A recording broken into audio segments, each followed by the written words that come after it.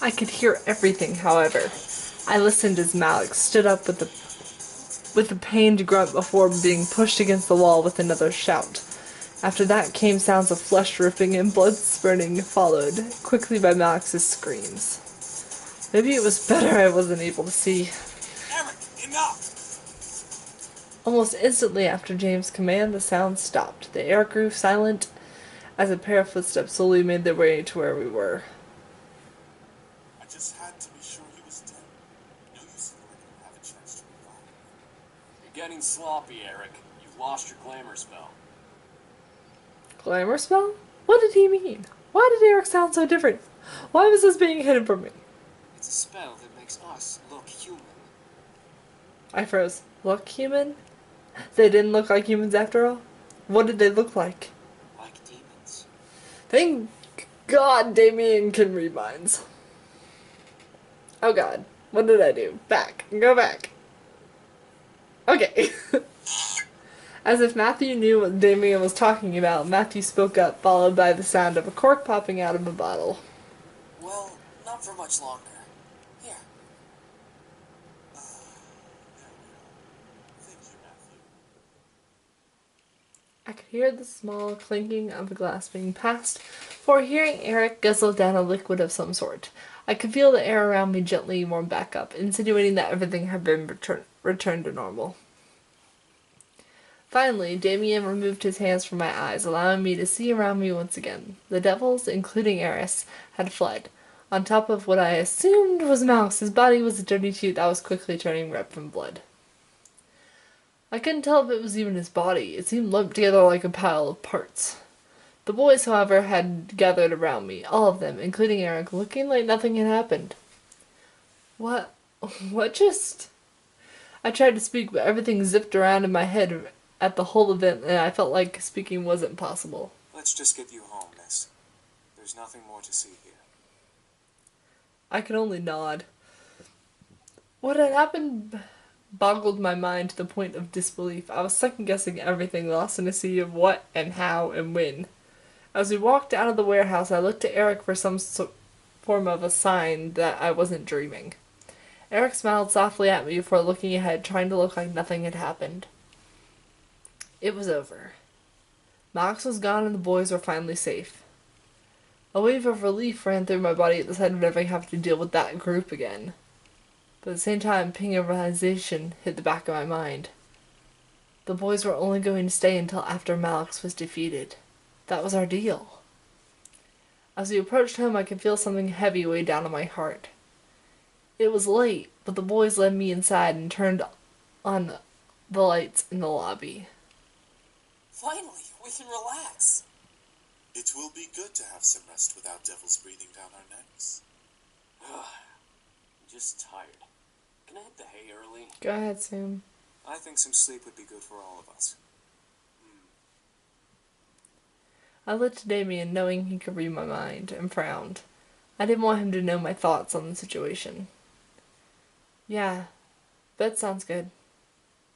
I wanted to just end tonight. Too much had happened and I felt dizzy just trying to figure it out. However, Damien spoke up, stopping all of us from moving. Should we be gone in the morning? The air became still with tension. The realization of the situation hit the boys like a wave, forcing them to turn to me in curiosity. They had remembered their deal, and now were awaiting me to decide their fate. I gulped, face to face with the reality of the situation. The boys were leaving it up to me. They looked like they were willing to accept whatever I had demanded. It was only fair, though, after all that had happened. I looked to Erik, feeling my heart flutter in my chest. I didn't want him to leave. But would he ask to stay? I hoped he would say no and ask me to stay longer. As if he knew what I wanted, Erik moved and stepped to me, gently moving a strand of hair from my face to behind my ear. He stared into my eyes and spoke, gently stroking my cheek. Princess, you've been such a wonderful help to us already. But I'm afraid that I must ask more of you. I've grown fond of being here and of serving you. Would you allow us to stay?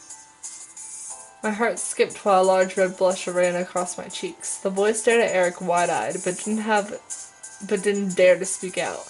Erik stepped back to give me space, returning to where he was. I moved my gaze across each boy, trying to make a decision. If they left in the morning, I would never see them again, and my life could return to normal. If I did decide to let them go, that would have been for the best. No goodbyes, no delays. But did I want to? They had done so much for me in such a small amount of time. Let them stay. I wanted them to stay. I wanted him to stay. I merely smiled, staring at the man I had come to have feelings for before speaking at last. I would love it if you all could stay. The boys cheered tiredly, but nonetheless enthusiastically. I giggled at the sight. It was cute to see everyone so excited despite the tiredness that ran equally through our bodies. Today was a rough day. My home is your home, as long as you can still help with chores. The boys nodded in unison, agreeing to the terms I had set for them. Despite the good situation, I felt myself slowly slipping into unconsciousness. However, James quickly clapped his hands together, getting everyone's attention and waking me up, making sure I didn't pass out on the floor. All right, everyone.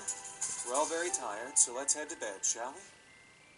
Oh, yeah, sleep is actually a thing. Right. We've had a very long day, but it will be good to just relax tonight and tomorrow. Sleep sounds really good right now. Yeah, man. I watched a very happy smile grow on Eric's lips. He shared my excitement, knowing that we would be together longer. Who knew how long we would stay together? All I cared about was that I would be with him. The others quickly left and finally us, leaving me and Erik alone at last. My heart fluttered a bit when Erik walked closer to me, gently wrapping his arms around my waist. I placed my hand on his shoulder, leaning close. Yet again, you spoil me. I'm very unworthy of you, princess. Hush, Erik, I wanted you to stay. I stared up into his eyes, getting lost in them. I didn't know if it was the tiredness or my growing attachment to him, but I felt myself lean into Erik's body. It invited me to stay a while, making me forget that my bed was also calling for me. Listen, about what happened at the warehouse. No, it's fine. You did what you had to do. I understand. I accepted everything while in Erik's warmth. He was real, and he was someone I didn't want to be without, even if that meant nodding against my curiosity.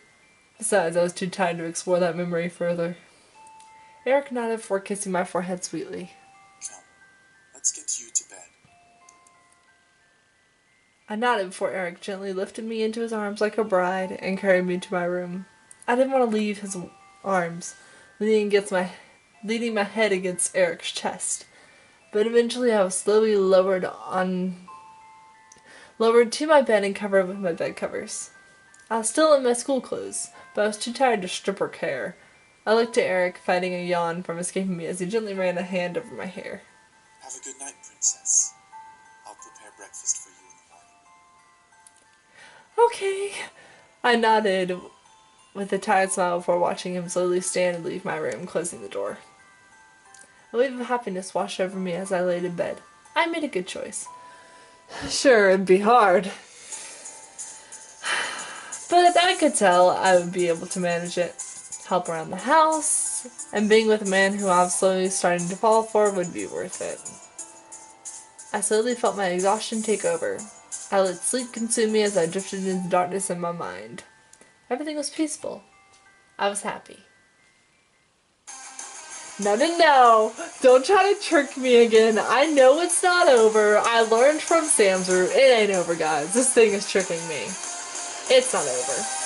The monster.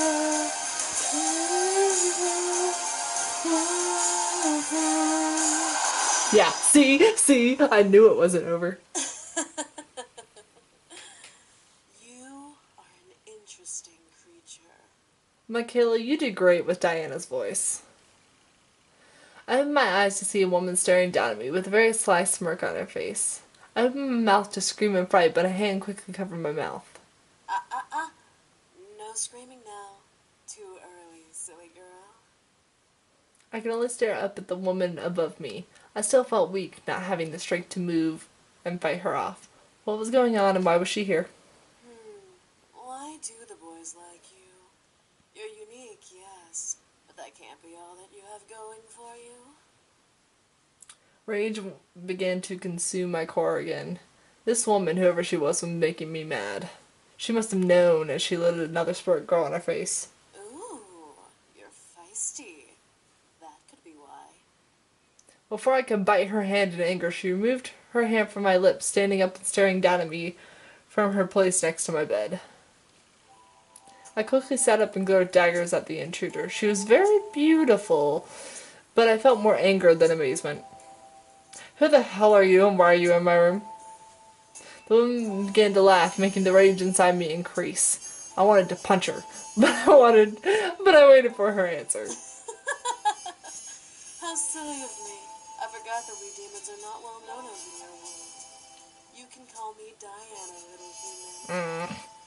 Diana, bitch. Diana? Demon?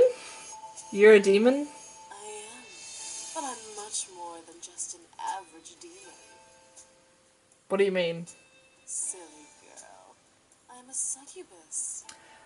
Basically the female version of a sex demon, while the boys are boy versions of sex demons. I started dying in shock. A succubus? First incubi, now succubus. Great. I met both genders of sex demons. Diana crossed her arms under her bosom, in other words, her boobs, and looked at my body. Well, you are pretty. Thanks. A goody little two-shoes, aren't you? No, not at all, actually. I moved out from and stood from the bed glaring at Diana. Why are you here? Oh, I just wanted to see who my competition was. What? Competition? For the boys, of course. They don't belong here, and yet here they remain. I want to know why, and remedy this little issue. The girl was seriously pissing me off. Issue? What issue? They want to stay here, so they can. Silly, uneducated human. You don't understand the important roles these boys play in the abyssal planes. You keeping them here is practically imprisonment. You have about 10 seconds to leave. Is that a threat? How cute. What are you going to do? Kill me? Yeah, bitch. And if I do? You barely have the strength to stand, little human. I can rip the rest of your energy out and knock you into a coma. You'll never be able to wake up again. Touch me and I'll... Enjoy every minute of it. I felt my body freeze and heat up in almost a painful haze. My mind began to feel fuzzy as Diana stepped to me and caressed my cheek. Now, you're going to listen to everything I say without any questions. Got it? I nodded. Good. I plan to bring the boys back to the abyssal planes. Why? So that I can take my place as queen of their realm. They have no reason to be here in this silly little world, so I'm going to make sure they return home. Okay, Pumpkin? I nodded but growled. My rage could not be concealed despite the hold I was under. You evil bitch. Call me evil all you want, dearie. I'm not evil. You're just in my way. I felt Diana lean into my ear and whisper, making me unconsciously shiver in both pleasure and annoyance. Now, be a good little human and go to bed. I'll make sure they're gone before you get home tomorrow from school. So make sure to say goodbye in the morning.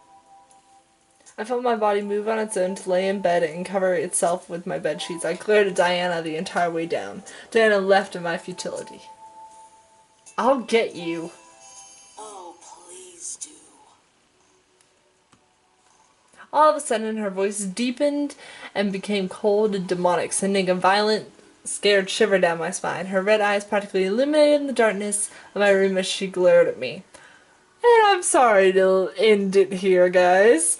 But if you like this video, give it a thumbs up and don't forget to subscribe. I make new videos every week. That's a lie. I don't, but I try my best. Love ya. Bye.